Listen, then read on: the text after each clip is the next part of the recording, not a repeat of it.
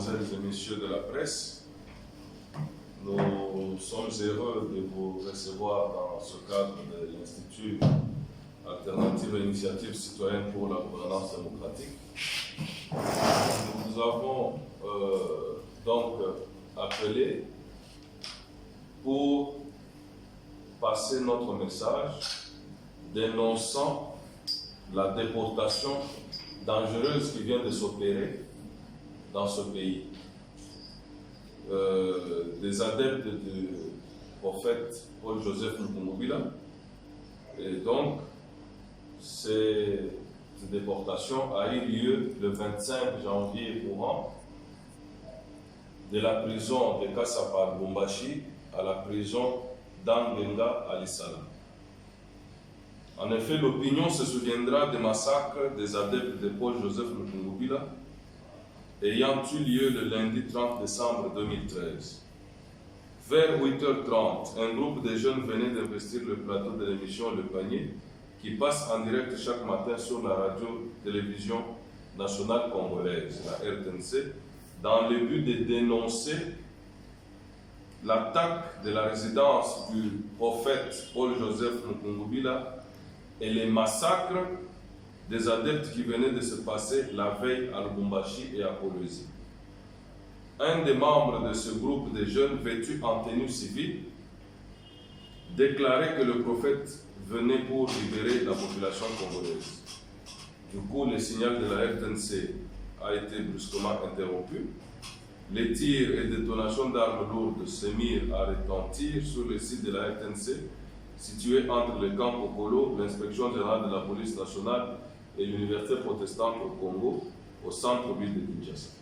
Quelques temps après, des tirs nourris et détonations d'armes sont également entendus dans la commune de Ngaliema vers l'état-major général et à l'aéroport international d'Indjili. La veille à Lubumbashi, dans la province du Haut-Katanga, vers 10h du matin, la résidence du prophète au quartier Golf, dans la commune annexe, a été attaquée avec des tirs nourris, plongeant la population dans une totale confusion et une panique généralisée, suite au fait que les adeptes distribuaient des lettres ouvertes du prophète à cette période et dont le message était la conscientisation du peuple congolais. Des tirs ont été également entendus le même 30 décembre 2013 dans les villes de Kindu dans la province de Maniema et de Kisangani dans la province orientale. Tandis que le bilan officiel faisait état de 103 morts, 9 blessés, 187 personnes arrêtées, dont au moins 2 enfants, les témoignages recueillis à la suite des enquêtes menées établissaient que le bilan était bien lourd. Environ 300 personnes massacrées. Depuis, les survivants ont été arrêtés et conduits à la prison militaire de Ndolo à Kinshasa et de Kassapa à Lubumbashi, où ils ont fait face à un procès devant les tribunaux militaires de garnison dans chacune des villes. Entre-temps, 4 d'entre eux ont connu la mort en prison, faute de soins et de suivi médical appropriés. C'est le cas de Yona Mayembe à Kassapa en 2014, Fidel Bukumba à Boulou en 2016, Ilunga Wampanga à Dilala en 2017 et Pablo Isumo Ileka en Ndolo en 2018. Les autres ont été condamnés à des peines allant de 20 ans à la perpétuité, tandis que le prophète lui-même a été disculpé par les juges sud-africains, faute d'éléments, de preuves, de moyens et de motivations de son accusation par la République démocratique du Congo. Contre ces décisions, appel a été interjeté. Pendant que les adeptes détenus attendaient que les dossiers passent devant la cour militaire, ils ont, curieusement et contre toute attente, été conduits brutalement à l'aéroport de Lalwano, mis dans l'avion et amenés à un lieu inconnu. C'est en passant par Kisangani qu'ils se rendront compte qu'ils étaient dans une autre province. Et de là, ils ont été torturés, déshabillés et leurs chaussures enlevées. Ils sont arrivés à Lissala dans les conditions infrahumaines. C'est pour cette raison que l'Institut Alternative et Initiative Citoyenne pour la Gouvernance Démocratique a tenu à dénoncer ces faits, mais surtout à solliciter la libération des adeptes de Paul-Joseph Mukungubila pour deux raisons. La première, c'est qu'ils ne sont pas encore condamnés définitivement et qu'ils attendaient leur procès à Lubumbashi. La deuxième, c'est que les faits pour lesquels ils sont poursuivis sont des faits éminemment politiques et qu'ils font partie des personnes bénéficiaires des mesures de décrispation en vertu de l'accord global et inclusif du 31 décembre 2016, l'accord dit de la Sengo. Il s'agit des frères suivants: Kyungu Bombeki, Nawej Kayom Fidel, Basumba Makwamu Mathieu, Nawej Mwakurene, Kayembe Kabange Makanda, Kouvila Mayamba, Jean-Pierre Banze Yakumaleza, Kapenda Madishistani, Tangiwa Kifula Georges, Epula Mumai Justin, Amisi Kisula Jean, Mweu Wamusuyu Patrick, Kalunda Wailunga, Kituka Kitambala, Kabilumbu Jean-Paul. Cette déportation viole les droits au procès équitable, autant les droits procéduraux, le droit d'être jugé par son juge naturel et d'être assisté par le conseil de son choix. Je note que la distance entre Lubumbashi et Lissala, c'est d'un bout à l'autre. Ces frères ne bénéficieront d'aucune visite de leur famille. Ils sont loin de leur milieu de vie naturel. Et ça, c'est une situation que nous dénonçons fermement.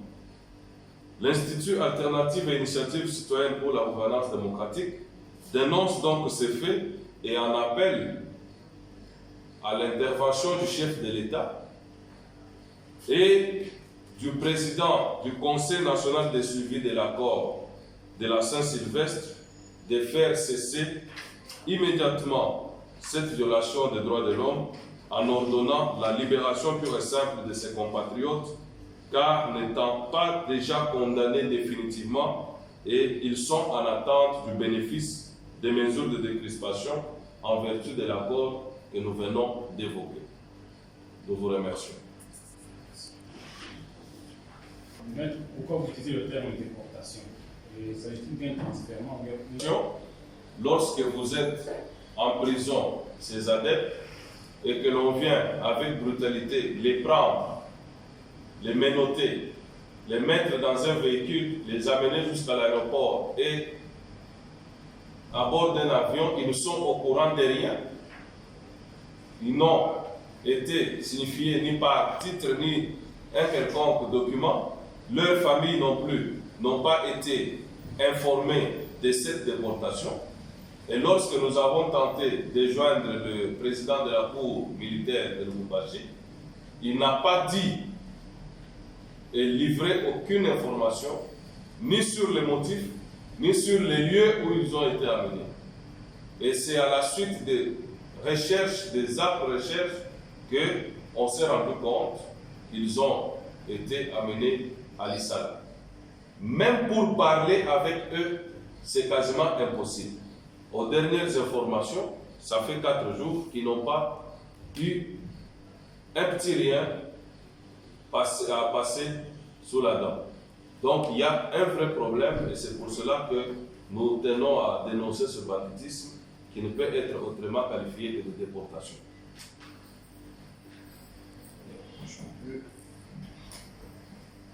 Sur RFI, il y a un rapport, le rapport de la Commission des Nations Unies sur les droits de l'homme, qui disait que depuis que Félix Tshisekedi, le président de la République, démocratique du Congo est au pouvoir, il y a diminution des atteintes contre les droits de l'homme, 4%. Alors, d'abord, premièrement, quel est votre avis sur ce rapport? Et puis, deuxièmement, pensez-vous qu'il y a un acharnement contre le prophète et ses adeptes? Voilà. Au sujet du rapport du Bureau conjoint des Nations Unies aux droits de l'homme, nous, en tant qu'organisation de défense des droits de l'homme, nous tenons d'abord à saluer ce rapport, à encourager les Nations Unies, et nous nous rendons bien compte que malgré les changements au sommet de l'État, les acteurs sont restés les mêmes, sérieux, pour que le respect des droits de l'homme dans un État qui se veut démocratique s'instaure définitivement. Le changement au sommet de l'État a démontré probablement de la bonne volonté à lutter contre les violations des droits de l'homme, mais le souffle insufflé par le chef de l'État n'est pas encore capté par les agents, parce qu'on a parlé des agents publics qui sont les principaux acteurs des violations de ces droits de l'homme, et donc il faut un travail pédagogique important pour que s'instaure l'état de droit qui est loin de venir et de s'instaurer dans ce pays. Au sujet du prophète, vous savez que personne ne peut accepter de vivre en dehors de son propre pays, qui est son milieu naturel, son lieu de vie. Nous attendons absolument que le prophète bénéficie autant que tous les autres compatriotes des mesures de décrispation. Mais quand, pendant qu'il est encore en Afrique du Sud, en exil, on continue à pourchasser les adeptes, il y a lieu de s'interroger s'il n'y a pas des tireurs de ficelles quelque part et qui se comportent comme une sorte d'acharnement contre à la fois sa personne, mais aussi contre ses adeptes. Le pasteur Bobo, Oui. c'est l'un de ceux de la diaspora. Oui. Il pose d'abord, je lis la question, qui a donné l'ordre pour mélanger les adeptes de Moutoumboula en prison depuis l'événement du 30 décembre avec les bandits et les prisonniers actuels de Lubumbashi? Ça, c'est la première question. La deuxième, c'est pourquoi il n'a pas bénéficié des mesures de décrispation comme tout le monde, et quelles sont les démarches qui ont été entreprises pour cela? Voilà. Décembre 2013, et même poursuivi après, parce qu'il y a eu comme une sorte de chasse à l'homme pendant quasiment 2-3 mois, et même après. Des tués, et les policiers qui les ont pris, les FARDC les ont amenés en prison. Aujourd'hui, nous sommes étonnés de voir qu'ils ont été confondus de manière délibérée à des personnes qui ont été définitivement condamnées et qui doivent apurer leur peine, alors qu'eux, ils sont en instance. Et qu'au-delà de tout, ils ne peuvent pas être confondus aux bandits des grands chemins, aux violeurs et aux voleurs d'impiodi. Ce sont des personnes qui ont été victimes d'arrestation en raison de leur opinion qu'ils ont voulu exprimer à travers des lettres ouvertes qu'ils distribuaient, des lettres du prophète pour la conscientisation des Congolais, mais aussi de leur ras-le-bol face à l'attaque dont a été victime la résidence du prophète et le prophète lui-même, mais dans la résidence en train de prier comme par habitude à la fin de l'année avec le prophète dans ces lieux de résidence qui étaient aussi lieux de culte. Ce que nous demandons, c'est la libération pure et simple des adeptes, ce qui se résume en ce qu'il faudrait qu'ils soient ramenés dans leur lieu de vie à Lubumbashi et qu'ils soient libérés purement et simplement parce que le mérite de leur place n'est plus en prison. Et donc nous en appelons à ceux qui sont dédiés à la mise en œuvre de l'accord, puisqu'il s'agit de cela, de procéder vraiment et simplement à obtenir la libération des adeptes qui traînent encore en prison ici à Kinshasa, à Ndolo, et ceux qui sont à Lissala, à Angenga, qu'ils soient ramenés carrément à Lubumbashi pour qu'ils poursuivent à vaquer à leurs occupations. Alors, au sujet du mélange ou de ce que les adeptes ont été mis en prison avec les autres, vous savez que les conditions de détention dans notre pays sont des conditions déplorées, même de manière officielle par le ministre de la Justice lui-même. Il n'y a pas que les conditions de logement, il n'y a pas de soins appropriés, ni de suivi médical, il n'y a pas de nourriture en quantité suffisante pour les adeptes. Et donc, même la carence des lieux d'emprisonnement, c'est ça qui a entraîné qu'ils soient mis dans les mêmes prisons que tout le monde, étant donné qu'il n'y a pas de prisons spécialisées, sauf les prisons militaires comme... Alors, il n'a pas bénéficié des mesures de décrispation. Pourquoi? Fort de cette conviction, nous avons adressé cette demande et, avec copie au président du Conseil national de suivi de l'accord, M. Olengankol, qui nous avait rassuré qu'ils allaient poursuivre les tractations pour que le prophète revienne à Kinshasa, pour que ces adeptes soient libérés. Nous voulons une mesure positive forte. Cette mesure, c'est d'abord la libération de ces adeptes. C'est ça qui peut nous rassurer. Lorsque eux, ils vont être libérés, après le prophète peut venir ici, estimant que le pays est désormais un pays sûr.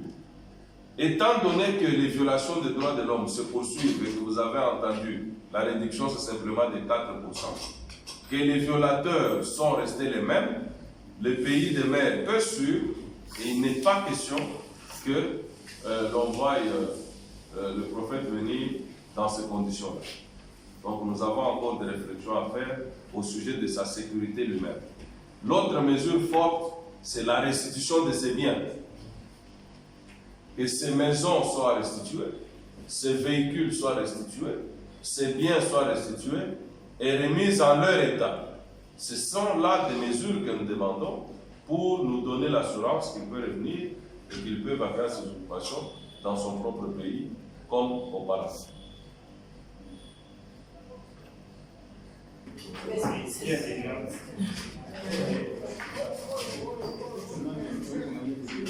Si on a enseigné les docteurs là-bas, moi-même vous allez partir. Moi, c'est des questions. Pas de réponse, c'est bon.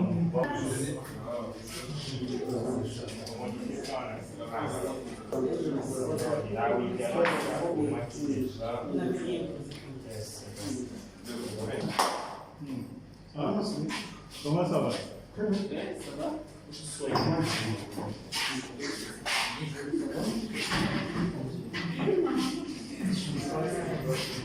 C'est dans le bus, là, il va prendre le pont. The next, Antna. Parce que les autres côtés, nous, on venait.